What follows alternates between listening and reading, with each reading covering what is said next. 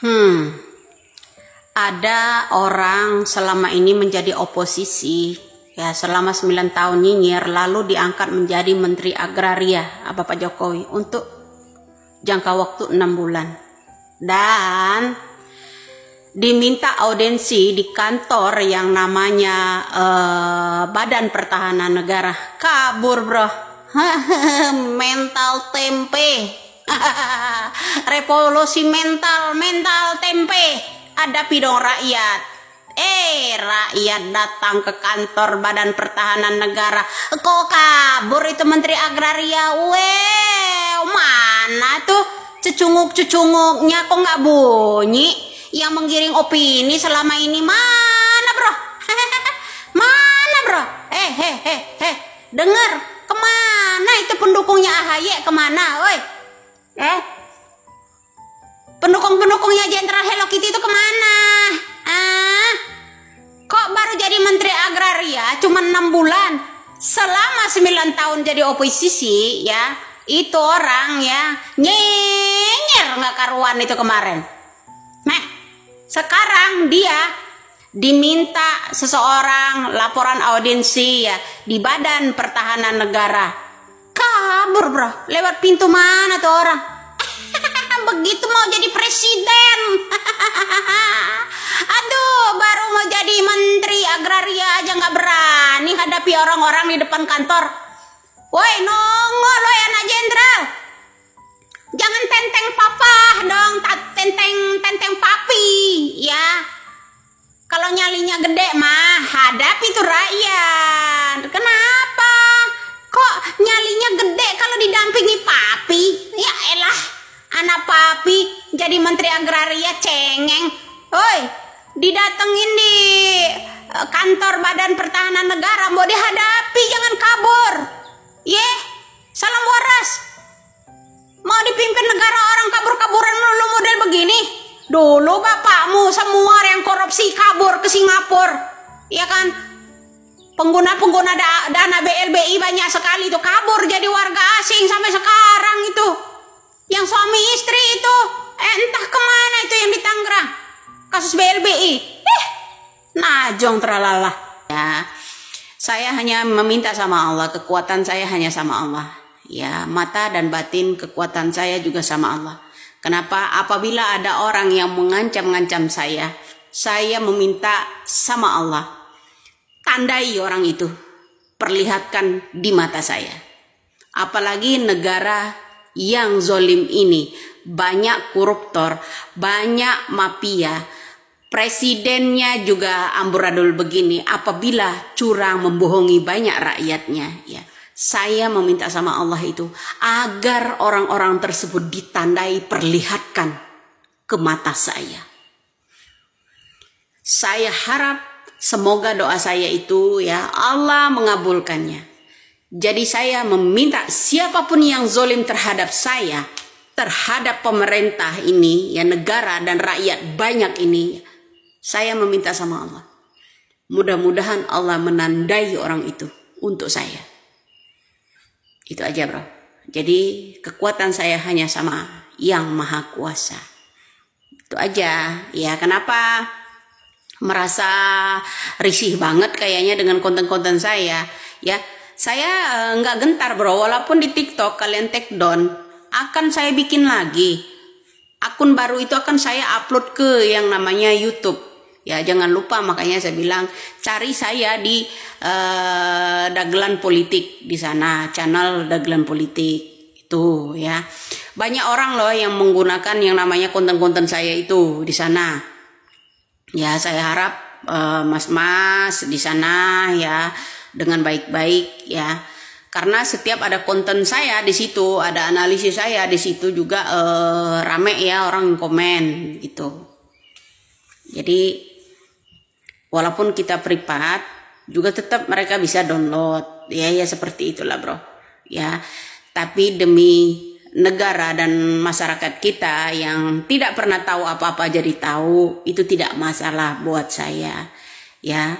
Kekompakan kita muda-mudi terutama ya anak-anak bangsa yang peka atau yang benar-benar tunas sejarah jadi tahu. Itu ya. Saya tidak akan berhenti meskipun ada orang ya.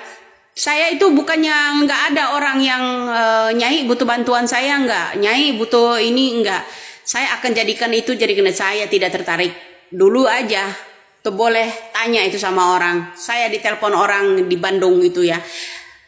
Orang dari PSI, Nyai tolong angkat ini istri saya caleg. Ya, istri saya dapil berapa itu kemarin ya. Nanti Nyai kalau istri saya menang, Nyai akan saya kasih itu. Saya tidak pernah tertarik. Kerja aja sendiri, Pak. Maaf, saya tidak bisa bantu siapa-siapa. Saya adalah saya. Itulah saya. Ya, kenapa Anda risih?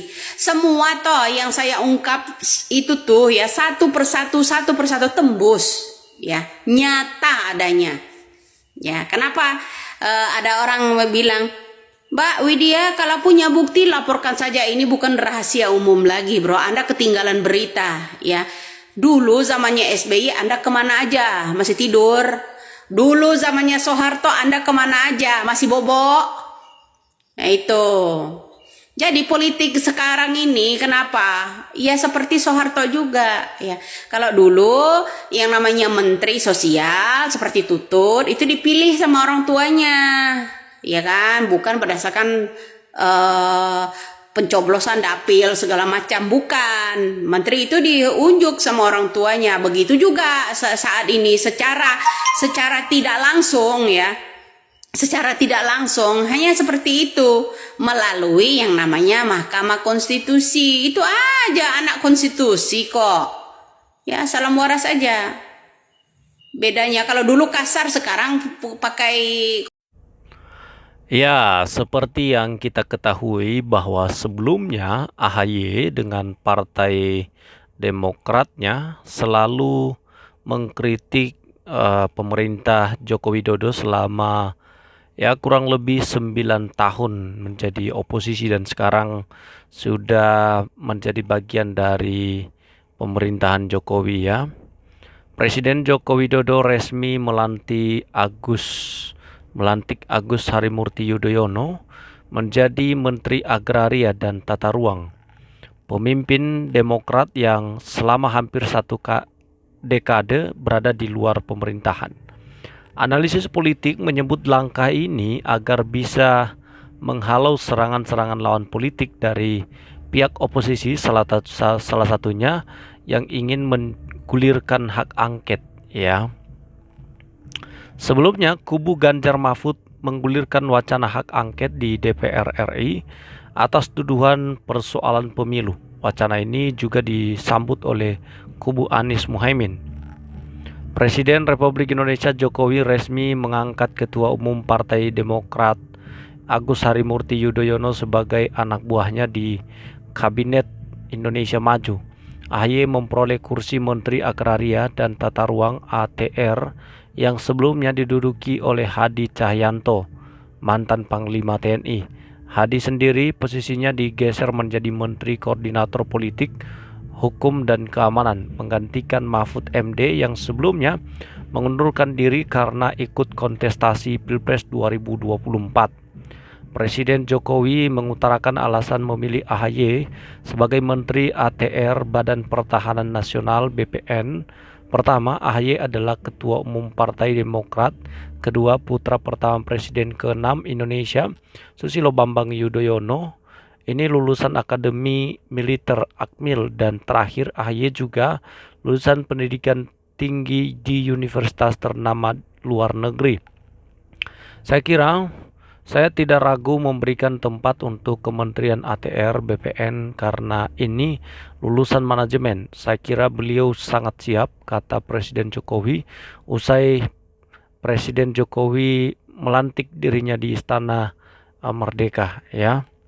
Oke teman-teman, selain itu Presiden Jokowi juga memberikan 3 tugas prioritas yang akan diemban oleh AHY di kementeriannya dalam waktu 8 bulan ke depan.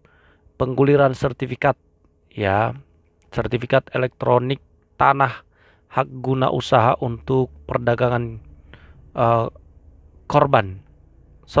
untuk perdagangan karbon dan pendaftaran tanah sistematis lengkap PTSL.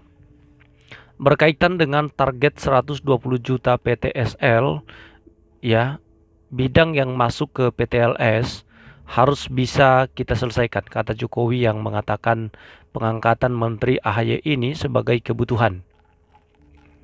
Dalam kesempatan yang sama, AHY menggambarkan penunjukan dirinya sebagai Menteri ATR BPN sebagai satu kejutan yang mendadak. Ya, Senin 19 Februari 2024, AHY mendapat panggilan telepon dari Menteri Sekretaris Negara Pratikno yang bertanya kepadanya apakah ada di Jakarta, dan beliau kemudian menyampaikan, saya diterima oleh Pak Presiden Jokowi di Istana Merdeka kemarin Selasa jam 8 pagi. Oke, sehari setelahnya AHY dilantik menjadi Menteri ATR BPN. Oleh karena itu, yang saya lakukan tentunya saya ucapkan terima kasih dan segera menghadapi Pak Prabowo Subianto juga, sebagaimanapun beliau pemimpin Koalisi Indonesia Maju ke depan, untuk mendapatkan restu juga, kata AHY. Oke, momentum ini menandakan Partai Demokrat kini tak lagi menjadi oposisi. Keluarga besar Demokrat sangat senang karena kontribusi partai politik bisa seluas-luasnya melalui jalur pemerintahan, kata AHY semeringan. Oke ya. Nah, ketika ditanya apakah ini bagian dari strategi pemerintahan menjegal suara hak angket yang akan digulirkan di DPR, AHY menjawab itu hak partai politik, saya tidak ingin terjebak. Yang jelas kita harus move on. 5-10 tahun banyak tantangan, sudah saatnya kita membangun rekonsiliasi bangsa. Oke.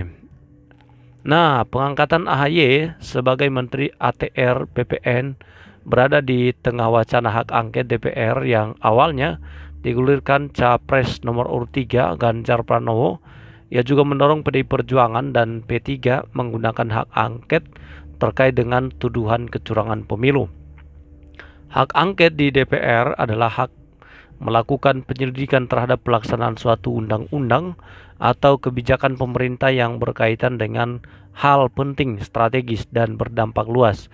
Dalam hal ini DPR memanggil pejabat negara yang mengetahui praktik kecurangan tersebut, termasuk meminta pertanggungjawaban KPU dan Bawaslu selaku penyelenggara pemilu, kata Ganjar. Oke.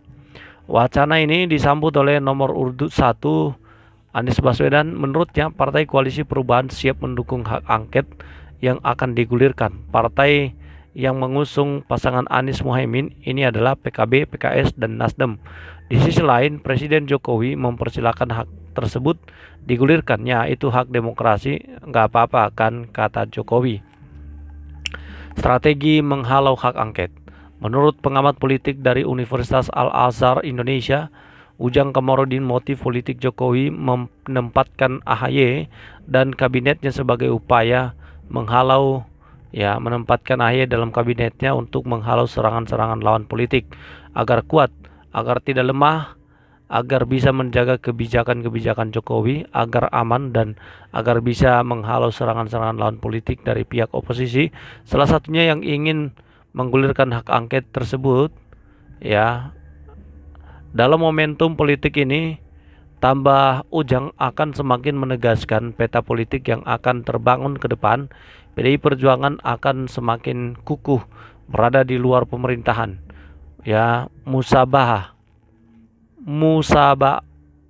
Musababnya hubungan pentolan PDI Perjuangan Megawati Soekarno Putri dan Partai Demokrat Susilo Bambang Yudhoyono tidak pernah akur hingga saat ini.